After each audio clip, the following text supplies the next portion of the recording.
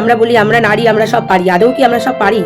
পারি না, কারোর হয়ে না। নিজের জন্য যাচ্ছি, নিজে একজন মেয়ে তার জন্য যাচ্ছি, মেয়ের মা তার জন্য যাচ্ছি। অনেকেরই হয়তো আমার ভয়েসটা পছন্দ না, অনেকেই আমার ব্লগ পছন্দ করো না, হতেই পারে। সবাইকে যে সবার পছন্দ হবে এরকম কোনো ব্যাপার নেই। নমস্কার, কেমন আছো তোমরা? নিশ্চয়ই সবাই ভালো আছো, আর আমরাও মোটামুটি ওই ভালোই আছি। কিন্তু দেশের যে অবস্থা, আরজি করের যে ঘটনাটা, সেটা নিয়েই বলছি। এত মর্মান্তিক একটা ঘটনা, যেটা মানে ভাষায় প্রকাশ করা যাচ্ছে না।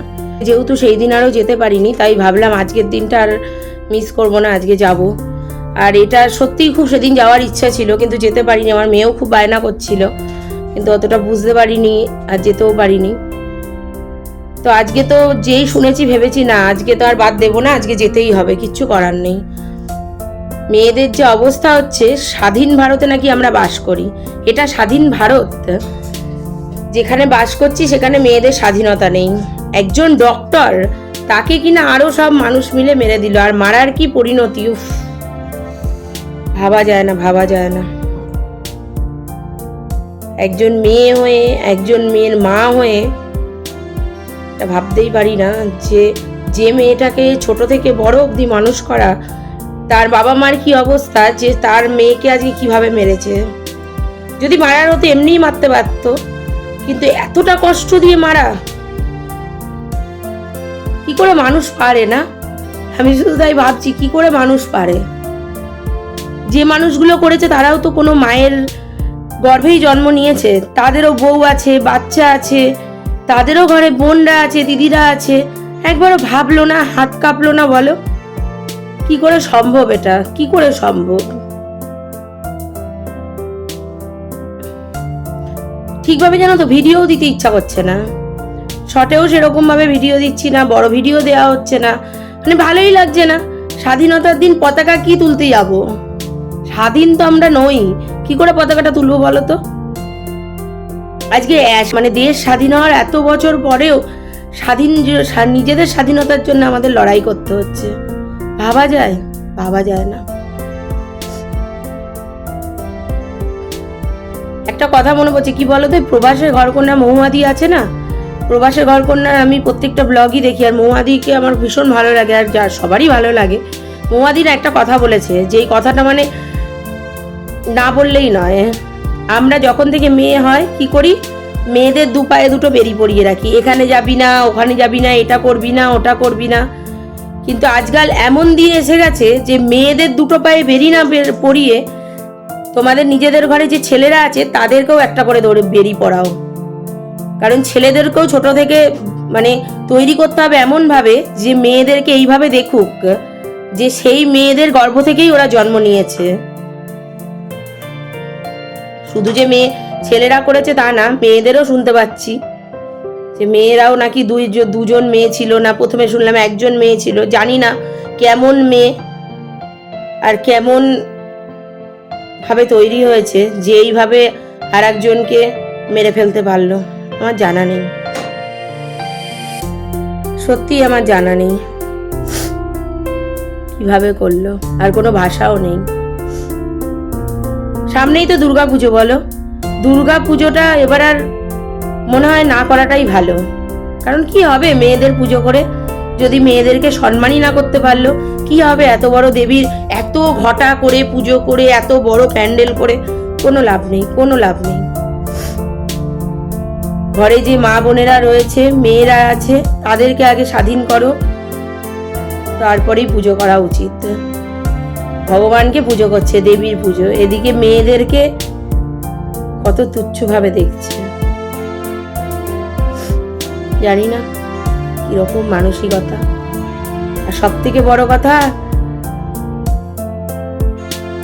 আমাদের যাওয়াটা এই জন্যই যে শাস্তিটা দরকার। যারা করেছে আর যতটা কষ্ট দিয়ে তাকে মেরেছে, ডক্টর মৌমিতাকে, ততটা কষ্ট দিয়ে তাদেরকে মারা উচিত। একবারে মেরে ফেলা বা ফাঁসি দেয়া কোনোটাই উচিত না। দগ্ধে দগ্ধে তাদের মারা উচিত, আস্তে আস্তে, তিলে তিলে। যতটা কষ্ট ওই মেয়েটা পেয়েছে, ততটা তার থেকে দ্বিগুণ কষ্ট দেওয়া উচিত। মেয়েদের স্বাধীনতাটা না মেয়েদেরকেই করতে হবে। এখনো যদি মেয়েরা না স্বাধীনতার জন্য লড়াই করে না, জীবনেও মেয়েরা স্বাধীন হতে পারবে না। প্রত্যেক ঘরে ঘরে মেয়েদেরকে উচিত এই আওয়াজটা তোলা। শুধু মেয়েরা না, আমি ছেলেরাও তো বেরিয়েছে, সবাই তো আর খারাপ না, কিন্তু কিছু জনার জন্য তো সবার দায়টা পড়ছে।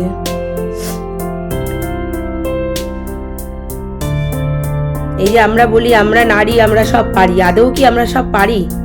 পারি না। এখনো আমরা রাস্তায় বেরোতে পারি না। রাত 12টার পরে রাস্তা দিয়ে আসলে লোকে জিজ্ঞেস করে যে এত রাতে বেরিয়েছিস কেন, কেন গেছিস, একটু আগে আসতে পারতিস, বা এত ছোট জামা পরেছিস কেন, এইভাবে সেজেছিস কেন। কিন্তু এটা ভাবে না যে ওরাও স্বাধীন, আমরাও স্বাধীন। এই স্বাধীনতা বজায়ের জন্য আজকে আমি যাচ্ছি, কারোর হয়ে না, নিজের জন্য যাচ্ছি।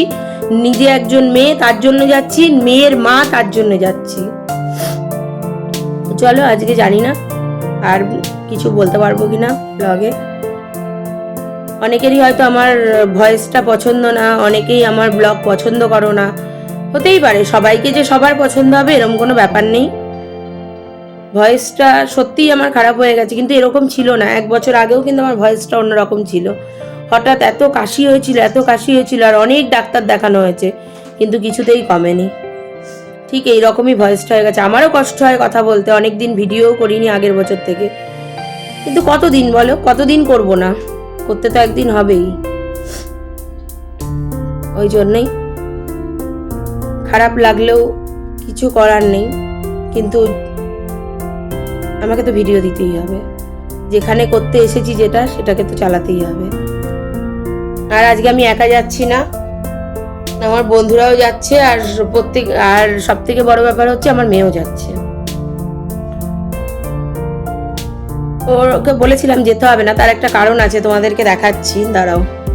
আগস্টের দিন ও যাচ্ছিল হচ্ছে ওর স্কুলে, কারণ সেদিন তো হচ্ছে গাড়ি আসেনি, আর গিয়ে ও গাড়ি নিয়েই গেছিল। আসলে ওর স্কুলটাও অনেক দূর, ওই জন্যই ওকে গাড়ি নিয়ে যেতে হয়েছে। তো ও আবার অ্যাক্সিডেন্ট করেছে, মানে বিশালভাবে লাগেনি, কিন্তু দুটো বাইকের মাঝখানে ওর গাড়িটা পড়ে গেছিল। তো গাড়িটারও সেরকম কিছু না হলেও কাঁচ ভেঙে গেছে। আর ওর অবস্থা দেখো, এই যে হাঁটুটার অবস্থা দেখো কি হয়েছে, পুরো হাঁটু ফুলে চারদিকে দেখো কেটে মেটে একাকার হয়েছে, আর খুব ব্যথা ওর হাঁটুতে। আর এইদিকে দেখো হাতটাতেও লেগেছে, যে হাতটা প্রথমে বুঝতে পারেনি, এই দেখো। আর পরে আবার দেখেছি আমরা, এই দেখো হাতের অবস্থা দেখো, ঘাড়ে এই যে এইখানটা করেও দেখছি একটুখানি চিড়ে গেছে, এই যে এগুলোতেও, আর একটু লেগেছে। সারা শরীরেই প্রচন্ড ব্যথা, কবজির ওখানেও খুব ব্যথা। ওকে বলেছিলাম যে তোর যেতে হবে না, ছেড়ে দে, কিন্তু ও সেদিন 14 তারিখে রাতেই ও খুব বায়না করছিল যে মা চলো, সবাই যাচ্ছে, আমাদেরও যাওয়া উচিত। কিন্তু আমরা সেদিন অতটা বুঝতে পারিনি বলে যেতে পারিনি। তো আজকে আমি যাচ্ছি দেখে ও বললো ও যাবে, কিন্তু ওর খুব ব্যথা গা হাত পায়ে। তাও যখন বলছে যাবে, তো আমি ভাবলাম নিয়ে যাওয়া উচিত, কারণ ওরাই হচ্ছে দেশের এখন ভবিষ্যৎ। আমাদের দিন তো প্রায় চলেই গেছে, ওদেরকে নিয়ে যাওয়াটা সবার আগে দরকার। যখন নিজে থেকেও যেতে চাইছে, আমি মনে করি যাওয়া উচিত। আমি দেখেছি ভিডিওতে অনেক ছোট ছোট বাচ্চা মেয়েরা গেছে, সেখানে ও তো অনেকটাই বড়, আর ওর জীবন এখনো পড়েই আছে। সেই জন্যই ওকে নিয়ে যাচ্ছি, ওরও দেখা দরকার, জানা দরকার। তো চলো, বেশিক্ষণ আর দেরি করবো না, আস্তে আস্তে চলো যাই, আর তারপরে কি হচ্ছে তোমাদেরকে দেখাবো। এই চলো, বেরিয়ে পড়েছি। এখন বাজে 3:45 মতো, আর রাস্তায় শিম্পা রূপা দাঁড়িয়েও আছে। আর প্রথমেই বলে দিই, আমার কিন্তু ভয়েসটা আরও খারাপ হয়ে গেছে। বেরিয়ে এত জোরে জোরে চেঁচিয়েছিলাম যে বাড়িতে এসে যখন আমি ভিডিওতে ভয়েস ওভার দেবো বলছি, তখন আর গলা দিয়ে কথাই বেরোচ্ছে না, কিন্তু তবুও দিলাম, কারণ এটা আর পরে দিলে ভালো লাগবে না। আর দেখো, যেখানে আসার কথা ছিল চলেও এসেছি।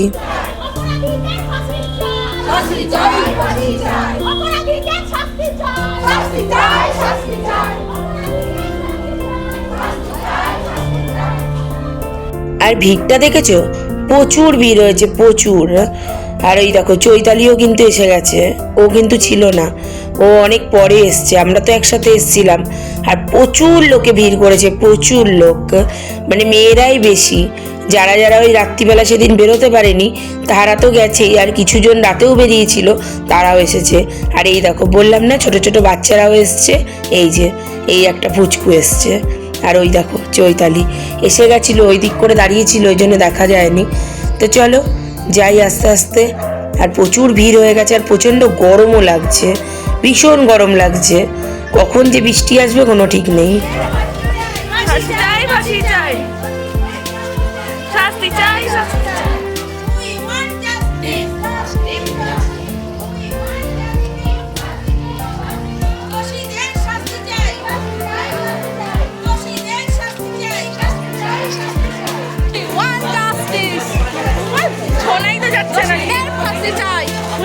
আর এরা দুজন হাসছে কেন জানো? দুজন মিলে ফোন নিয়ে আস্তে আস্তে দুজনেই ধাক্কা খেয়ে পড়ে যাচ্ছিল, ওই জন্য হাসছে। আর এদিকে লাইনটা দেখেছো? এই দিক দিয়ে যাচ্ছি আমরা, আর ওদিকে পুকুর পাড় দিয়ে পুরো লাইনে ভর্তি। তো চলো হয়ে গেছে। আর চারদিকে দেখেছো রাখি নিয়ে বসেছে, কারণ আর কদিন বাদেই তো রাখি পূর্ণিমা, তার জন্য ছোট ছোট দোকান করে দেখো কি সুন্দর রাখি নিয়ে বসেছে। আর দেখলে বললাম না বৃষ্টি হবে, হুট করে বৃষ্টি চলেও এলো, ঝমঝমিয়ে বৃষ্টি এসে গেছে। আর রূপা নিচ্ছিল রাখি ওর ঠাকুরের জন্য। এত জোরে বৃষ্টি এসে গেছে আমরা না দাঁড়াতেই পারলাম না, তাই পাশে একটা ফ্ল্যাট হচ্ছিল, ওর মধ্যে এসে বসেছি। তা একদম ঝমঝমিয়ে এখন বৃষ্টি হচ্ছে, একটু কমলে তারপরে বেরোবো, কারণ না হলে না পুরো ভিজে যাব। বৃষ্টিটা এখন কমেও গেছে, আর আমরা বাড়িতে চলেও প্রায় এসেছি। তো চলো আজকের মতো টাটা, আবার আসবো নতুন ভিডিও নিয়ে।